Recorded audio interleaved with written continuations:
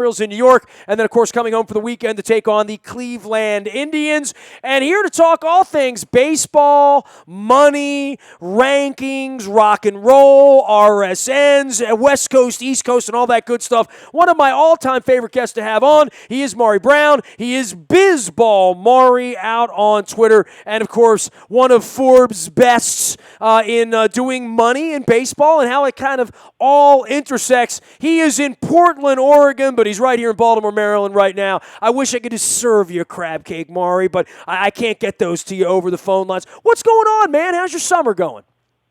It's been great, man. I mean, it's the middle of the baseball season, which always makes me happy, and I'm in the middle of playing a lot of rock. So, yeah, man, it's a great time of year. Little known fact, Maury is in the ACDC cover band out in Shoot the Thrill, is that correct?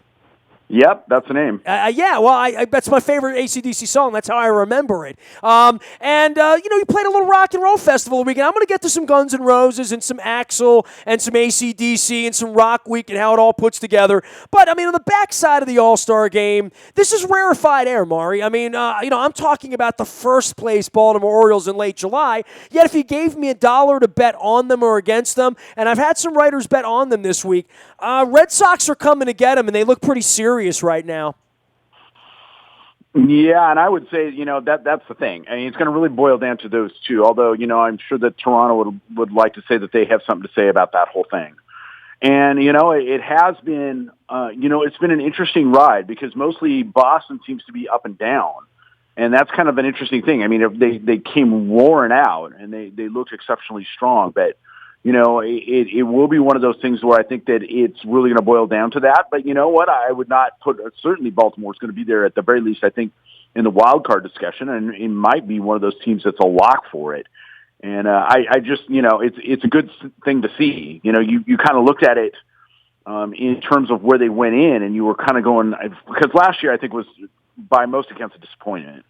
And this year is certainly looking more like the team that I think everybody kind of expected the year prior. Well, one of the disappointments is they needed to improve their starting pitching and just quite frankly didn't and haven't. And maybe won't. I don't know. But they've tried everything. I mean, they got Vance Worley and Dylan Bundy out there throwing innings. They brought everybody up from the minors to throw. They don't have the artillery to go out into this marketplace over the next 2 weeks and truly improve the team for the next 2 months.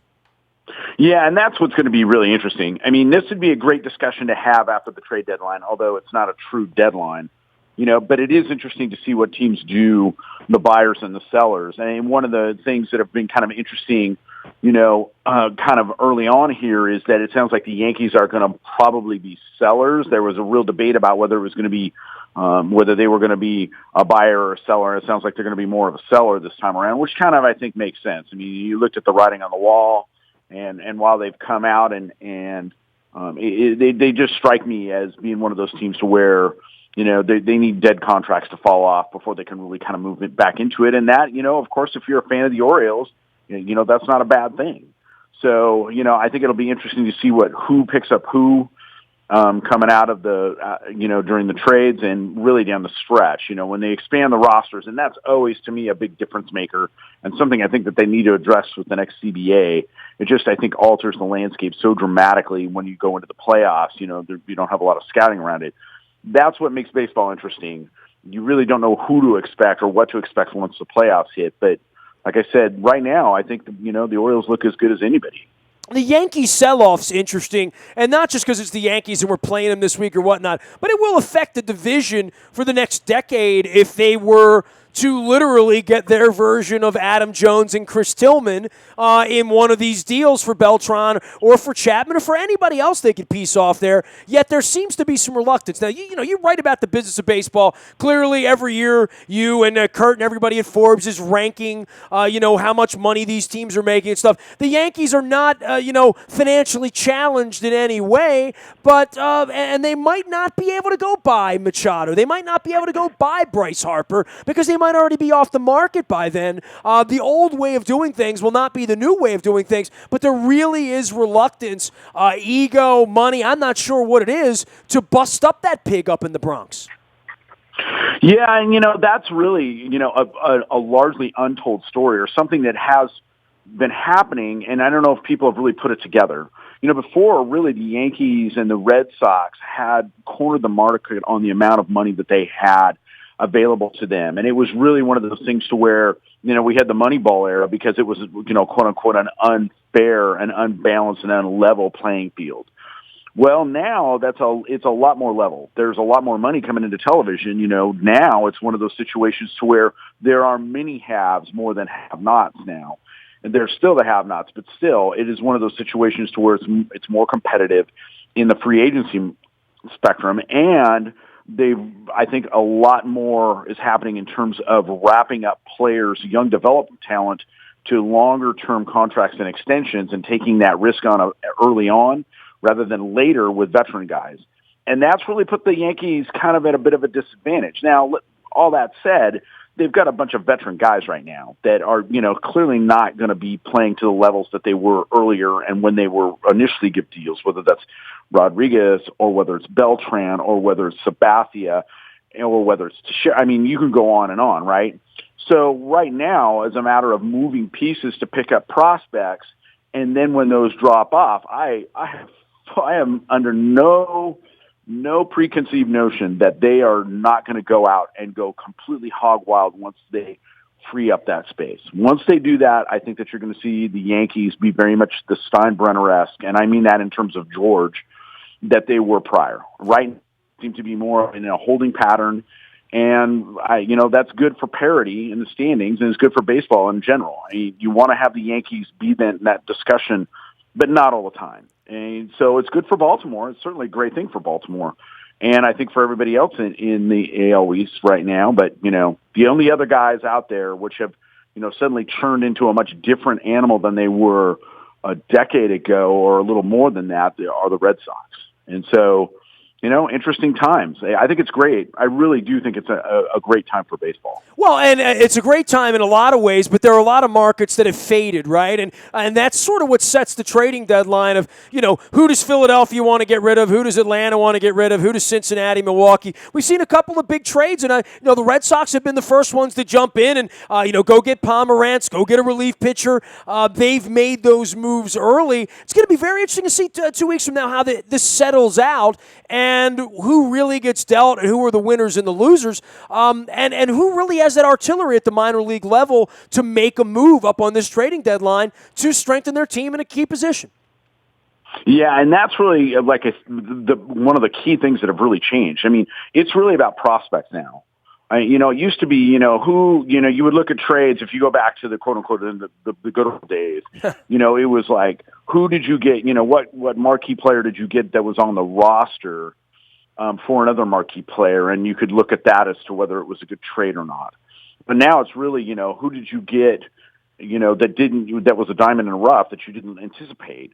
And so you mentioned Adam Jones, and I always, because I live out here on the Pacific Northwest, I always think about what the Mariners gave up, right? I mean, that is one of those things to where the prospects that bloom into the core. It was a fleecing by McPhail, really. I mean, and look, Cashman's never had a chance to go do this, I mean, all the 2 decades, he's never had a chance to go get an Adam Jones or a Chris Tillman in one of these trades. It's kind of a scary proposition, right? I mean, they did it with a checkbook because they had the money. Now they're on the down and out. They're either going to have to grow them because the guys aren't available. I mean, if they could go buy the best baseball players, they would do it right now. It's just there's nothing out there to be had, right?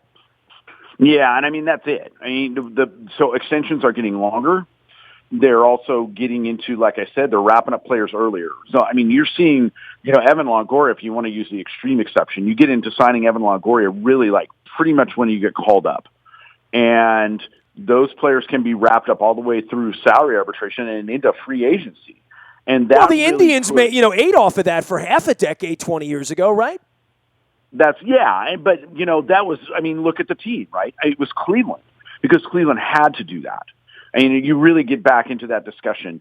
If you are Kansas City, if you are the Rays, if you are the Pirates, if you are in a small to mid market, you're willing to put your risk up front more so than worrying about risk on the back end, right? Where if you're going to go out and get Albert Pujols, or if you're going to go out and get, Josh Hamilton or Alex Rodriguez, and you're willing to make a massive commitment to a veteran, full well knowing that at the end of the contract life, their, of course, performance is going to it's going to nosedive.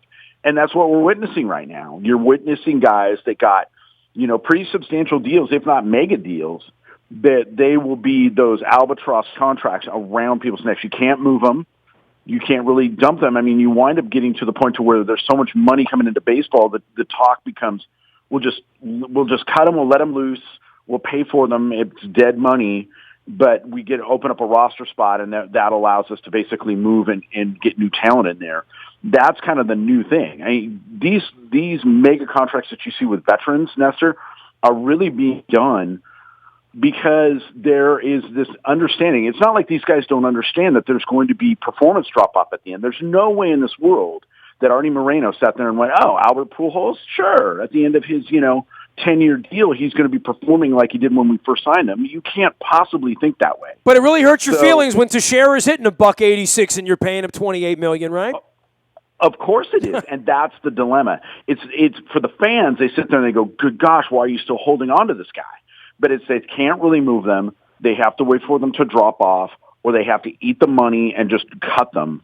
And this is the problem. I mean, you really are paying for prior performance now and rewarding them later on for performance that won't be there. But if you want to get players in this limited pool of veterans that becomes available in free agency, you have to sign them to longer-term deals because it monkeys with the luxury tax thresholds. You can't pay big money for short periods of time. It just monkeys with flexibility, so they wind up being longer, and that gets into these albatross contracts with a guy, like you said, hitting $186 and getting paid $1 bazillion. It's just kind of the landscape now. He is covering all things sports where it meets business. He is Maury Brown, rock and roller and kindred spirit. He is Bizball Maury out on Twitter as well as at Forbes. Maury, you released a piece here this week, a couple days ago, on the TV ratings for MLB, showing the RSN's ruling in prime time in many markets. And, in places like Kansas City, where everybody's got a blue hat now, and St. Louis, where they rule the roost, but Pittsburgh, Baltimore, Detroit, Seattle, Cleveland, all doing pretty well this year, and yet, bizarrely, no one watches Dodgers games because they can't get them in L.A., and I think that's hard for people in Baltimore, where it's shoved down our throats, and Mr. Angelos is making $80 million a year off of it.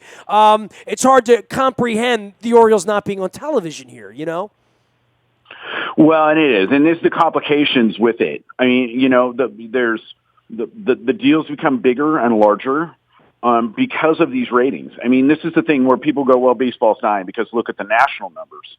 Well, what's changed is that all the games are on now in your local market. You can get them on television there. You still bump into blackouts, and that's still an issue. But it's much different than it was 20 years ago or 30 years ago. Now it's much more regionalized. And because it's summer, and because there isn't new programming that you get in the fall of the competition with the NFL, the networks love it. Oh, other than The Bachelor and these damn conventions, it's baseball, or what the hell else are you going to be doing this Tuesday night, right? Exactly. And that works to the advantage to get advertisers, and why baseball gets these monstrous television deals. People are like, I don't understand this. Look at the ratings that were in the 80s. Well, television isn't like it was in the 80s. If you look at The Tonight Show and you look at what Johnny Carson pulled in and you look at what Fallon does now, Fallon's a shadow of what it was back then. This isn't because the programming isn't necessarily better or worse. This is because television has become much more fragmented, and then you throw in the likes of Netflix and Hulu and all the online offerings, and that makes it even more optional. They call it, it's just fragmentation. But it still wins out in the summer ratings, and it's pulling in a lot of people. I mean, when you're getting 10 of the 30 winning not just cable but broadcasting in the primetime slots, that's a big deal. When you say 22 out of 30 are winning in cable, that's a really big deal, and that's how this thing winds up happening like this. So, I mean, it's significant. The thing that's really interesting to look at, if you look at this, is how the RSNs are stacking up against ESPN. And that's, I think, surprising and can be a bit of a dilemma. I mean, if you look at the ratings on how they were for the All-Star Game, they were way down this year. And in talking to executives at Fox and talking to executives at Major League Baseball, they were all scratching their heads. They cannot figure out why this year was different. But it may be possibly that one of the components is that it's just become, if it's not my full team, I'm just not that interested. I might flip it on if, when my guy comes to bat, but if he's not, in the starting lineup and he's going to get called in the sixth inning, I'm not that interested. I mean, it's just a really interesting time for baseball that they're winning this massive war on the individual regional sports networks, but they're having some challenges at the national level. And you go, is this good or bad? Well, it's good. Overall, it's great. Because the money is still pouring at the national level. You watch when Fox and ESPN and Turner come up for renewal. Well, that's where the big money is anyway, right? That's where the real money is, in the national money. It is, and they will continue to do that because, like the execs at Fox said to me, every year they're trying to explain to advertisers that you cannot get the 1980 audience that you got. But you can still get this, and it's still going to win your night, and you're still going to have the All-Star Game be the biggest live sport event. They still, baseball still beats all the other 4 All-Star Games that you have available to you out of the big 4 in North America. So, I mean, it's still a big deal. And this is one of those things that makes it really difficult. This is why the Masson deal is such a struggle, because if the money wasn't as big an item as it is now, and it's changed dramatically from when Angelos agreed to that deal, it really altered the landscape. The money has become so big that it becomes a contentious point to try and get carriage, to try and make it equitable for everybody. And you get into these carriage disputes that require, Herculean legal cases to make it happen. How long is this thing going to go, Nestor? I mean, I have no idea. It Probably like well past his lifespan. I mean, and I'm not being mean. I just, anybody who didn't think that this guy was going to sue them a decade ago, he fought with them the whole way. They thought he was their friend. He's a snake. He's been a snake his whole life. I mean, this is who he is. This is what it's like to be in business with him. This is what it's like to sign on the dotted line. Hey, dude, let me tell you what. The All-Star Game was supposed to be here last week. The only one who's reporting that in the entire market here, the only journalist left, me. I'm the only one that would point out that the whole city should have been full last week. All the hotels should have been sold. It should have been orange warm-ups and Brooks Robinson and Jim Palmer and Boog Powell selling barbecue and all of that. Should have been in Baltimore last week. Instead, they're all out there wearing that crazy uniform that I love so much in San Diego, and they're wearing their brown and their gold, and they packed them into the gas lamp, and they left behind their 50, 80 million, whatever the number is. That all got left in San Diego because Angelos can't make nice with his partners. I mean, so the city lost out, and the city always loses out when it comes to Angelos, and Angelos always wins. His partners, they're finding that out. They made a deal with the devil a decade ago. Hey, man, it's like the Charlie Daniels song, my man, right? Well, I mean, that is that's a very valid point. At some point, I'm sure that at some point they go, look, when this thing's over, we'll probably get you your All-Star Game back. But it is. I mean, in the here and now, yeah, that's a big deal. It is a big deal. And it is one of those things to where I'm sure that there's a very calculated, not just, look, Angelos is clearly driving the train on this thing, but I'm sure that other legal representatives sat there and said, you know what, we're going to lose this All-Star Game now, but in the long run, you're going to make a lot more money if we can't buckle on this thing. That's where you start to get into this, Nestor. Well, I have no idea. You asked where the end is. I mean, it's kind of unfathomable, and it is to Manfred and Seelig and all the rest of them that it's gone on this long. I mean, he's really become a pariah amongst the rest of the partners in baseball. But all that being said, kind of sort of getting the last laugh because he's making more money than any of them. None of the money goes anywhere near baseball at all. It goes directly to him, aside from baseball, where it doesn't get shared. Oh, and his team's in first place, too. So, Manfred having to hand him the trophy in late October, I mean, can you imagine, right? Well, yeah, it'll be an interesting moment. I mean, clearly it is one of those things. And that's where I think it gets really interesting. I don't know how personal it's gotten. I imagine that it is. And, of course, when you talk to the executives, they're never going to talk to anybody in the media and say that it's personal. But you can kind of get the tone of conversations that, they're certainly not sitting there saying it's their cup of tea right now. It's a difficult situation. Is it to the level that I saw and heard when, Frank McCourt owned the Dodgers? No. Is it something that's, edging along at that, underneath and bubbling underneath the surface all the time? Absolutely. So, yeah, I mean, it's a difficult situation for everybody. All right, Maury Brown is here. He is Bizball Maury at Forbes, covering baseball and sports and business and where they intersect. All right, last thing for you, man. Axl Rose, I came really close to getting in the car to go to Philly to see the show last week. I came back from vacation a little early. My wife and I didn't make it to Europe to see Springsteen. I missed the Paris-Bercy shows and the Rome show and the Lionel Richie thing. My wife's getting better, though. There's a chance we're going to see Billy Joel in Germany in early September, so we're working on that. She found her donor and all that. But it's been a hell of a summer for rock and roll, bro. I mean, great shows. McCartney's buzzing around here. Bruce is coming back later in the summer. Good stuff, by and large. But, the Axl Rose ACDC thing, it's a fascinating mix, and he's clearly sober, and these Guns N' Roses show, by every measure, have been off the chain awesome so far. Well, they've been better than I think that a lot of people expected. Look, I mean, overall, do I like it? No. I mean, it is Axl Rose. I mean, it is. But, I mean, he's, I always say this, he's been beyond competent, and clearly filling a role that's difficult to fill. But look, Nestor, I think that this is pretty much it for AC/DC. I mean, Cliff Williams says that this is it. For him, he looks around and there's nobody really left. Yeah, they're not going to start a CBS show to find a new singer for AC/DC at this point, right? No, but I mean, it would be. I would say this. I think that there's some interest. I think there's something to be noted. Where Angus says he'll basically play until he drops. And I mean, and he is pretty much AC/DC at this point. And so, I mean,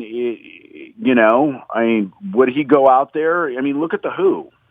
Oh, sure, man. I mean, hey, right? I mean, we got Coachella coming up in Old Cella, right, in September. They're all playing. Right. And so, could Angus go out there and get a bunch of fill-ins and basically keep this thing going? Axl said he'd do it, continue to do it if he wanted to. And the thing that's been interesting is it sounds like on a personal level, he's held up his end of the deal, and it sounds like it's been an enjoyable experience for the rest of the guys.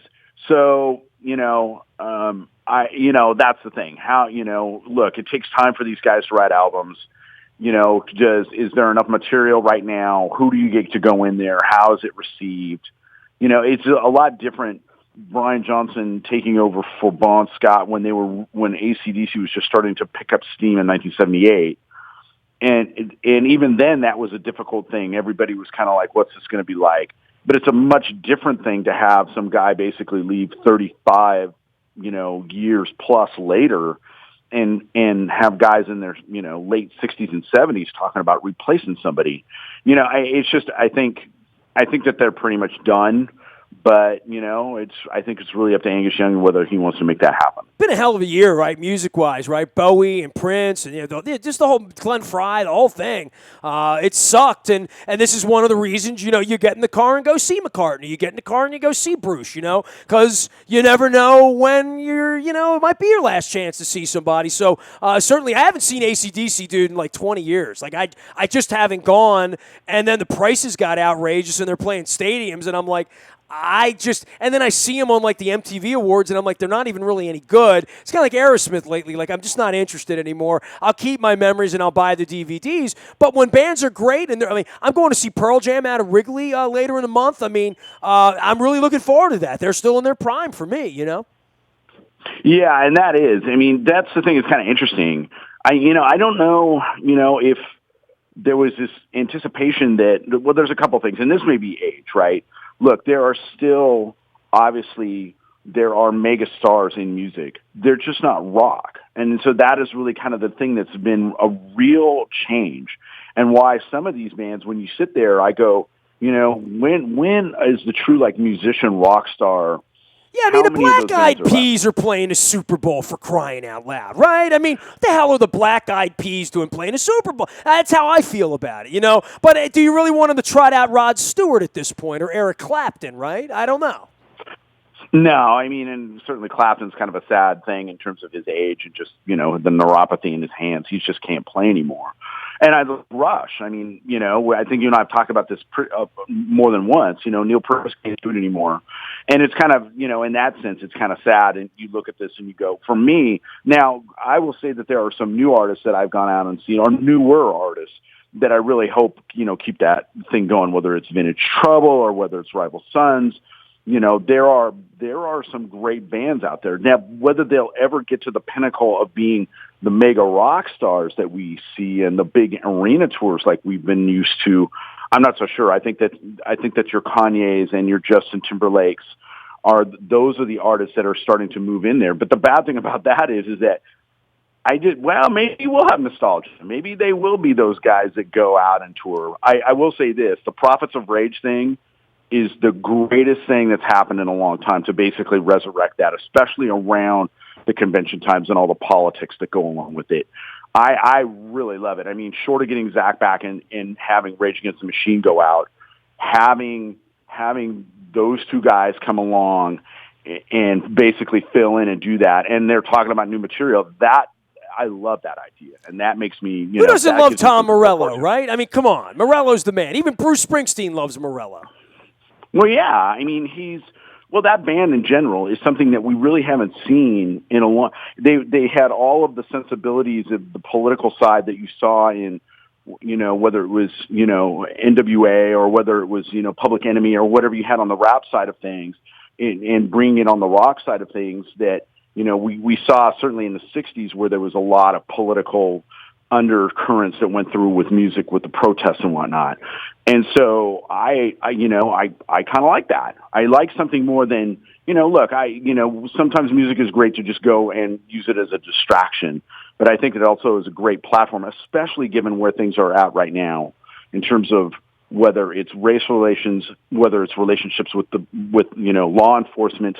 There's some things now I don't like. Or relationships with politicians, quite frankly, who are allegedly running the whole show, right? Yeah, and so there is that. I don't like this idea of creating divisiveness between the camps, which can sometimes happen when you get into this sort of thing. But I think this idea of using music to talk about what's going on is something that will always be there, and I like it when it has rock tied to it.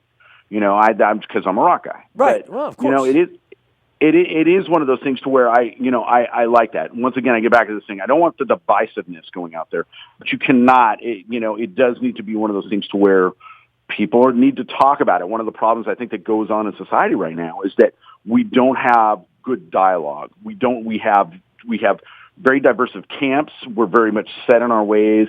We yell past each other on social media or maybe even in person. There's very little dialogue going on. And I think that that's something that needs to happen in sports right now. And I think that music could bridge that gap.